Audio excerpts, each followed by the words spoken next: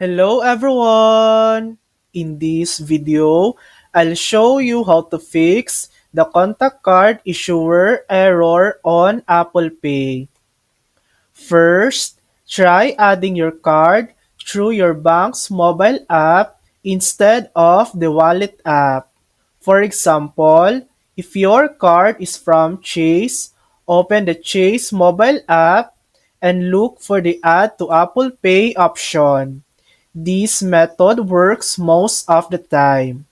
If that doesn't help, reinstall the Apple Wallet app, press and hold the wallet icon, tap Remove App, then delete it.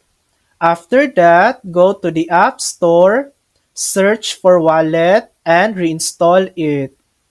Finally, make sure your iPhone region matches your card's issuing country. Go to Settings, then General, and Language and Region, and confirm both are correct. And that's it. Try these steps, and your card should work again. Thanks for watching! If this video helped you, please like and subscribe for more helpful tutorials.